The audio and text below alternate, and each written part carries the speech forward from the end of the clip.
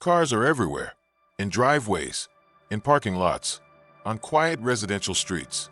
For decades, owning a car in America has been a standard, almost automatic. In much of the country, it isn't viewed as a lifestyle choice, but as a structural requirement, a tool needed to reach a workplace, to access food, to participate in the community. Because the car is often a necessity, the car payment became a utility. It joined the ranks of essential monthly obligations, like housing, like electricity, like a phone bill. It became a line item the household simply accepted as a cost of entry.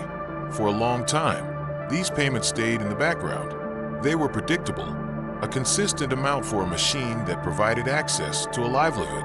But over time, the balance began to change. The data now shows that the number of people falling behind on these payments is reaching levels not seen in many years. It is a trend that is moving quietly through the suburbs and the cities alike. Yet, on the surface, the crisis is invisible. The dealerships remain open. The highways remain crowded. The struggle isn't necessarily happening because of a sudden shift in work ethic. It is happening because the math beneath the car payment has gradually evolved. The system changed, and the margin for error for the average household began to shrink. A car payment used to feel like a manageable part of the month, a fixed, predictable cost. Historically, vehicles were often discussed in terms of their total price. The focus was on the bottom line. But over several decades, a psychological shift occurred in how cars are sold. The emphasis moved away from the total cost of the asset and toward the immediate cost of the month. How much can you afford a month?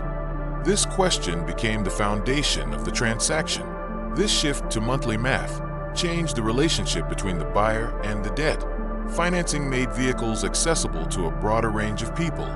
Lower barriers to entry, easier approvals. On the surface, this looked like an expansion of opportunity. If a household could find a specific amount in their monthly budget, they could have a reliable vehicle. But this focus on the monthly slice allowed the total price of the vehicle to grow with less friction. When the conversation is about the next 30 days, the next several years become secondary. Over time, the types of cars being produced began to change. Basic, no-frills transportation became harder to find on the market. Production shifted. Focus moved toward larger, more complex vehicles. SUVs and trucks began to take up more space on the lots, while smaller, more affordable models gradually faded from the lineups. This wasn't just a change in taste, it was a shift in the industrial landscape. As cars became larger, they also became more digital. Technology added layers of complexity that became the new baseline.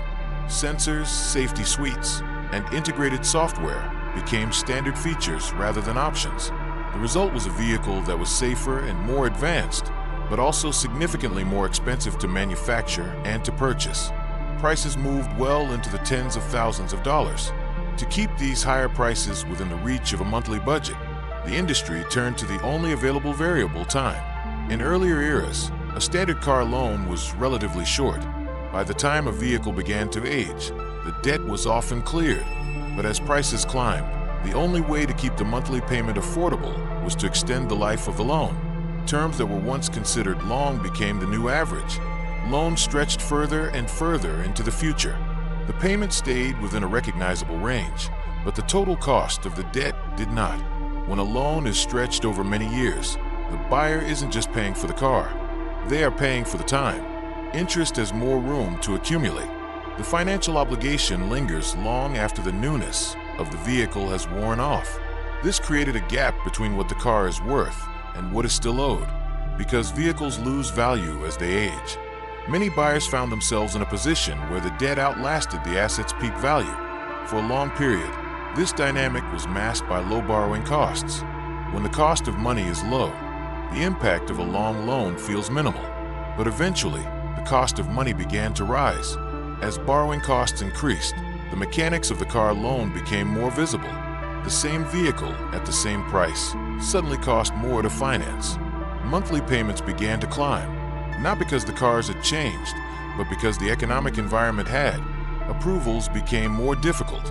Those with less established credit found themselves facing much higher costs for the same access to transportation. What once felt like a routine trade-off began to require difficult choices.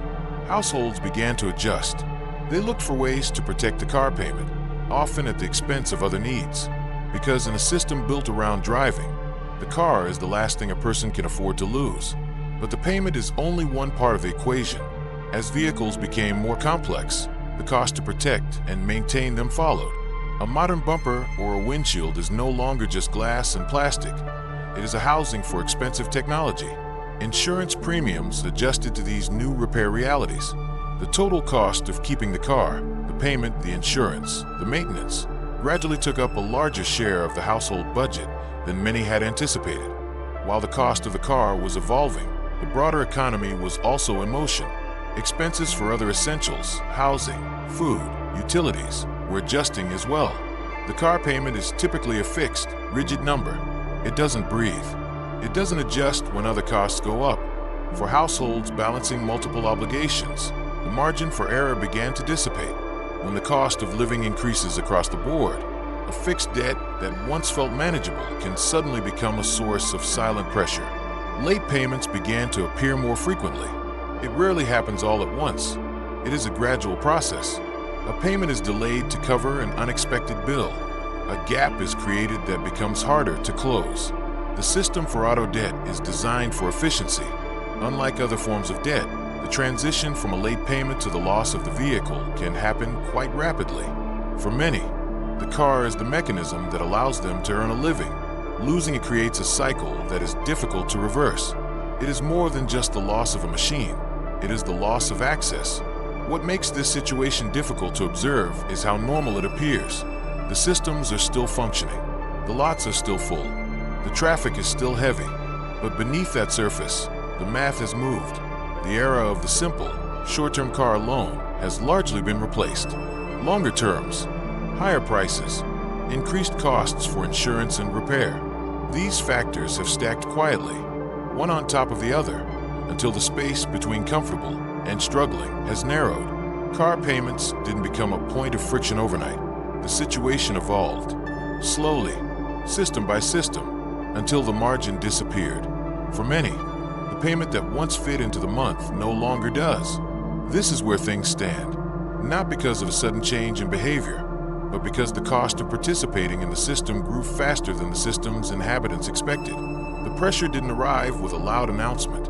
It is simply part of everyday life.